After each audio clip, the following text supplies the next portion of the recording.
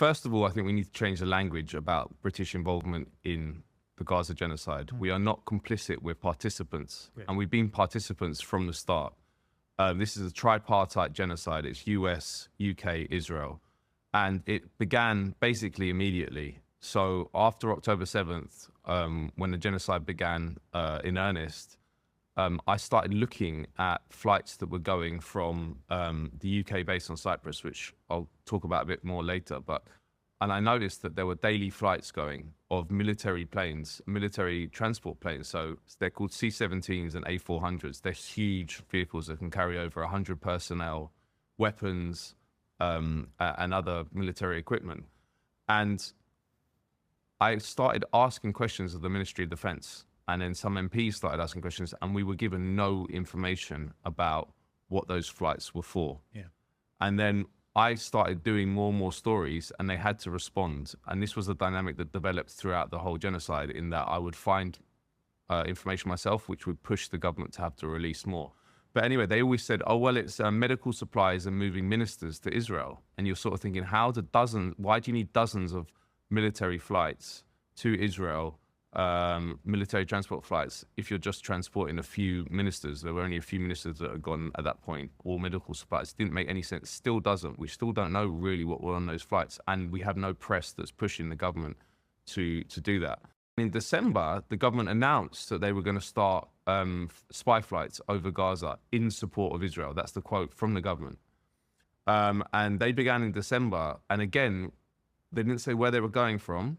They didn't say how long they were in the air, and they didn't say what they were doing with the intelligence or what departments of the Israeli regime they were sharing it with. But I, again, independently found how many flights were going, and it was often 2 times a day. And these are flights that are going in the air for 6 hours over Gaza, collecting intelligence the whole time, and then sharing it with the Israelis, and we don't know how that's being shared.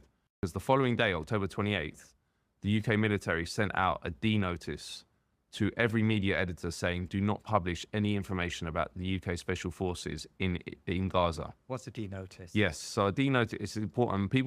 More people should know about this. So there's a system that the British establishment and the UK military has operated for decades, called the D notice system, whereby there's a committee that's run by the UK Ministry of Defence that meets every 6 months at the Ministry of Defence in London.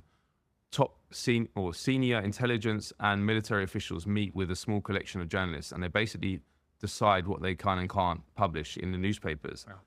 Another function of this committee is that they send out what they call advisories, where they set, if certain information comes out or potentially could come out, they send out an advisory to editors saying, please don't publish that information. Now, they say it's voluntary, but it's not voluntary, because there are enforcement mechanisms. They also say don't publicize these D notices, so that there's often, well, there must be a lot of D notices that we never know about. The only reason we know about that D notice that was sent out about Gaza and the SAS on October 28th is because the Socialist Worker Party newspaper, which is a weekly newspaper read by not many people, but they received the D notice and they exposed it. They're the only newspaper that exposed it. That's the only reason we know. Cyprus has been central to the genocide in Gaza and the international buildup of forces and weapons to send to Israel.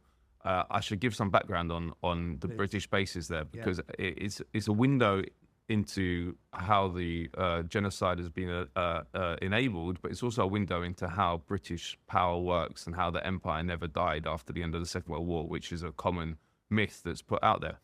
So Cyprus was a British colony until 1960, when it achieved independence.